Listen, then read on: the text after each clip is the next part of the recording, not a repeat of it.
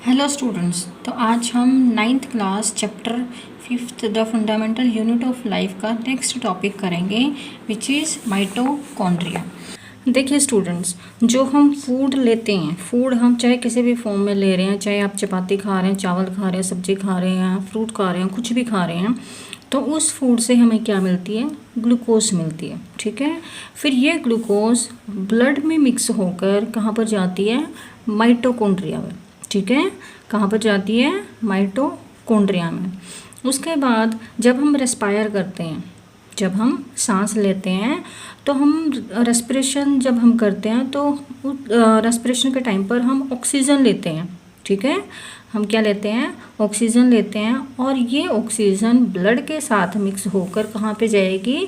Mitochondria में। ठीक है, कहाँ पर जाएगी? माइटोकॉन्ड्रिया में। अब माइटोकॉन्ड्रिया में आपकी ग्लूकोज भी पहुंच चुकी है और ऑक्सीजन भी पहुंच चुकी है। ठीक है, ग्लूकोज भी आ गई है और ऑक्सीजन भी आ गई है।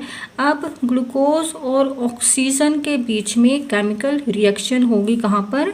माइटोकॉन्ड्रिया में। ठीक है, ग्लूकोज और ऑक्सीजन की केमिकल रिएक्शन होगी कहाँ पर? माइटोकॉन्ड्रिया में। और जब इन दोनों की केमिकल रिएक्शन होगी तो क्या जनरेट होगा आपका? ATP. ATP is the adenosine triphosphate. ठीक है, एटीपी जनरेट होगी आपकी, और साथ के साथ कार्बन डाइऑक्साइड जनरेट होगी। तो जो ये एटीपी है, एटीपी आपकी एनर्जी करेंसी का काम करती है। जब भी हमें एनर्जी की रिक्वायरमेंट होगी, चाहे हमें कोई एक्टिविटी करनी है, खेलना है, कूदना है, कुछ भी एक्टिविटी करनी है, तो उसके लिए जब हमें एनर्जी की रिक्वायरमेंट होगी तो ये एनर्जी हमें माइटोकॉन्ड्रिया से मिलेगी इन द फॉर्म ऑफ एटीपी। ठीक है, उसके बाद जो ये CO2 जनरेट हुई है, कार्बन डाइऑक्साइड जनरेट हुई है, ये कार्बन डाइऑक्साइड हमारी बॉडी के लिए क्या है? वेस्ट मटेरियल है। क्या है?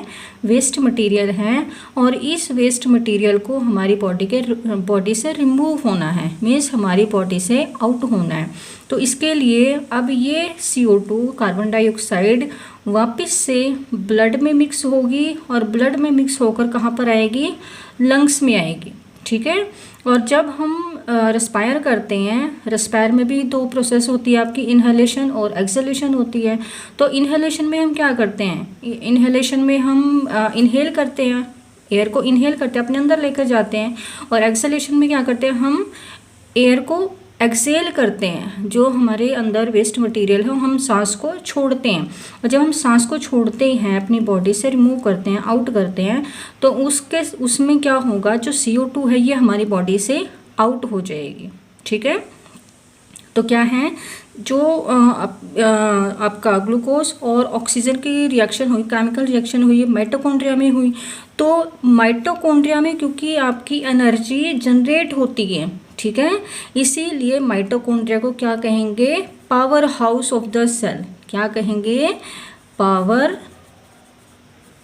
House of the cell.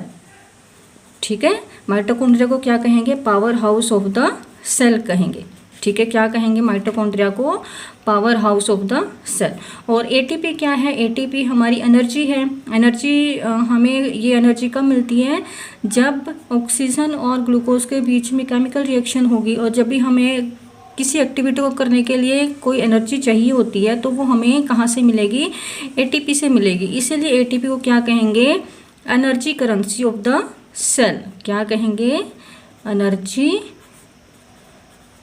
Currency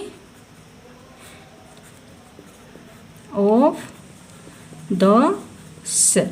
ठीक है, एटीपी को क्या कहेंगे? Energy currency of the cell. और माइटोकॉन्ड्रिया क्या है आपका? Power house of the cell. ठीक है, mitochondria are known as the power house of the cell. Mitochondria को सेल का पावर हाउस कहते हैं। The energy required for various chemical activities needed for life is released by mitochondria in the form of ATP molecules. जो energy required होती है cell को different activities करने के लिए, वो माइटोकॉन्ड्रिया ही रिलीज़ करता है। और वो किस फॉर्म में रिलीज़ करता है?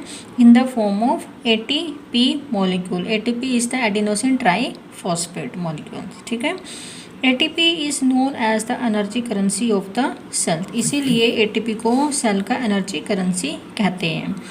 The body uses energy stored in ATP for making new chemical compounds and for mechanical work। ATP में जो एनर्जी स्टोर होती है वो उस एनर्जी को सेल अपना न्यू केमिकल कंपाउंड बनाने के लिए यूज़ करती है। ठीक है। Mitochondria have 2 membrane covering instead of just 1।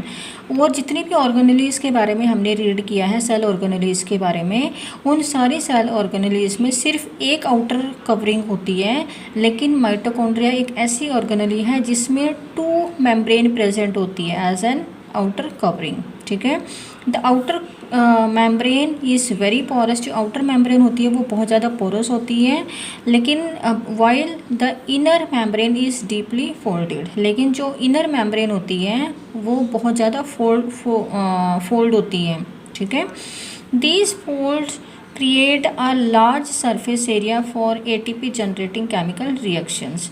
तो लेकिन ये जो आपकी फोल्डिंग है आपकी इनर मेम्ब्रेन में, वो फोल्डिंग की होती है ताकि जो ATP है, ये जो ज़्यादा जो अगर सरफेस मिलेगा वो उस ज़्यादा सरफेस पर ATP ज़्यादा जनरेट होगी। ठीक है। केमिकल रिएक्शंस के थ्रू ज़्यादा एनर्जी क्रिएट होगी।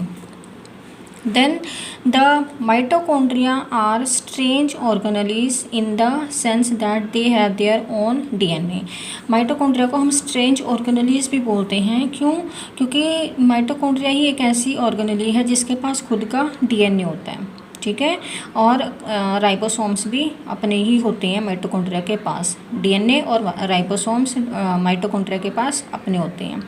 Therefore mitochondria are able to make some of their own protein। इसी वजह से जो माइटोकॉन्ड्रिया है वो अपना खुद का थोड़ा सा प्रोटीन बना सकता है। Then next topic is plastids। plastids क्या हैं? plastids are present only in plant cells। जो plastids हैं वो सिर्फ plant cells में मिलते हैं। There are 2 types of plastid। plastids 2 type के होते हैं, chromoplast and leucoplast। Chromoplast is the colored plastids and leucoplast is the colorless plastids। ठीक है। plastids containing the pigment chlorophyll are known as chloroplast। plastids में जो pigment chlorophyll होता है उसको हम क्लोरोप्लास्ट बोलते हैं। ठीक है। Then chloroplast are important for the photosynthesis in plant. जो क्लोरोप्लास्ट होता है वो प्लांट्स में फोटोसिंथेसिस के लिए इम्पोर्टेंट होता है। Chloroplast also contain various yellow और orange pigments in addition to chlorophyll. Chloroplast में क्लोरोफिल के अलावा येलो और ऑरेंज पिगमेंट भी प्रेजेंट होते हैं। Leucoplasts are primarily organelles in which materials such as starch, oil and protein granules are stored। जो leucoplast होते हैं, leucoplast is the colourless component of the plastids. तो जो ल्यूकोप्लास्ट होते हैं, ल्यूकोप्लास्ट में जो कंपोनेंट्स होते हैं जैसे स्टार्च है, ऑयल है और प्रोटीन ग्रैन्यूल्स हैं, ये सारे के सारे ल्यूकोप्लास्ट में स्टोर होते हैं। ठीक है। The internal organization of the plastids consists of numerous membrane layers embedded in a material called the stroma। जो इंटरनल ऑर्गेनाइजेशन है प्लास्टिड्स की वो किसकी बनी होती है? काफ़ी सारी लेयर्स की बनी होती है जो कि एक मटेरियल में एम्बेडेड होती है जिसको हम स्ट्रोमा कहते हैं। Plastids are similar to mitochondria in external structure. External structure में प्लास्टिड्स और का जो प्लास्टिड और माइटोकॉन्ड्रिया का सेम स्ट्रक्चर होता है एक्सटर्नली। ठीक है। लाइक द माइटोकॉन्ड्रिया, माइटोकॉन्ड्रिया की तरह plastids also have their own DNA and ribosomes. Mitochondria की ही तरह प्लास्टिड्स के पास भी अपना खुद का DNA और राइबोसोम्स होते हैं। Now next topic is vacuoles. Vacuoles are storage sacs for solid और लिक्विड कंटेंट। जो वैक्यूल्स होते हैं, वैक्यूल्स सेल में स्टोरेज सैक की तरह काम करते हैं जिसमें कि जो सॉलिड कंपोनेंट है सेल का और लिक्विड कंपोनेंट है वो स्टोर होता है। Vacuoles are small sized in animal cells while plant cells have very large vacuoles. जो वैक्यूल्स होते हैं वो एनिमल सेल में बहुत छोटे होते हैं, लेकिन प्लांट सेल में जो वैक्यूल्स होते हैं वो बहुत ज़्यादा बड़े साइज़ के होते हैं। The central vacuole of some plant cells में occupy 50 to 90% of the cell volume. जो सेंट्रल वैक्यूल होते हैं प्लांट सेल में, वो सेल का 50 to 90% सेल वॉल्यूम ऑक्यूपाई कर लेते हैं। In plant cells vacuoles are full of cell sap and provide turgidity and rigidity to the cell. जो वैक्यूल का फंक्शन है प्लांट सेल में, वो क्या है, वो सेल को टर्जिडिटी और रिजिडिटी प्रोवाइड करते हैं। ठीक है। Many substances of importance in life of plant cell are stored in vacuoles। जो important substances हैं plant cell के लिए वो vacuole में store होते हैं and these includes amino acids, sugar, various organic acids and some proteins। ठीक है। जो important components हैं सेल के लिए, जैसे आपका अमीनो एसिड है, शुगर है, जो ऑर्गेनिक एसिड है और प्रोटीन है, वो वैक्यूल में स्टोर होती हैं। In single celled organisms like amoeba, जो सिंगल सेल ऑर्गेनिज्म है जैसे अमीबा है, the food vacuole contains the food item that the amoeba has consumed. जो अमीबा है, अमीबा जैसे सिंगल सेल्ड ऑर्गेनिज्म है, तो जो फूड वैक्यूल है जिसमें फूड प्रेजेंट होता है, दैट अमीबा हैज़ कंज्यूम्ड, तो उसको अमीबा कंज्यूम कर लेता है। ठीक है। In some unicellular organism specialized vacuoles also play important roles in expelling excess water and some waste from the cell. जो यूनिसेलुलर ऑर्गेनिजम्स होते हैं उनमें स्पेशलाइज्ड वैक्यूल प्रेजेंट होते हैं जो कि एक इम्पोर्टेंट रोल प्ले करते हैं। किसमें, जो एक्सेस वाटर होता है यूनिसेलुलर ऑर्गेनिजम्स में, उस एक्सेस वाटर को बॉडी से एक्सपेल करते हैं, उसको बाहर फेंक देते हैं। And some waste material from the cell, और सेल में जो वेस्ट मटेरियल प्रेजेंट है उसको भी बॉडी से आउट कर देते हैं वैक्यूल। ठीक है। The cell thus requires its structure and ability to function because of the organization of its membrane and organelles in specific ways। जो सेल है, सेल अपना एक स्पेसिफिक स्ट्रक्चर एक्वायर करती है और जो फंक्शन है वो बहुत अच्छे से प्ले करती है सेल। वो क्यों कर पाती है, क्योंकि because the organisation of its membrane, जो सेल की मेम्ब्रेन है उनका अच्छे से ऑर्गेनाइज वे में है वो, and organelles in specific way, और जितनी भी ऑर्गेनलीज हैं सेल के पास वो सारी अच्छे से ऑर्गेनाइज हैं सेल के अंदर।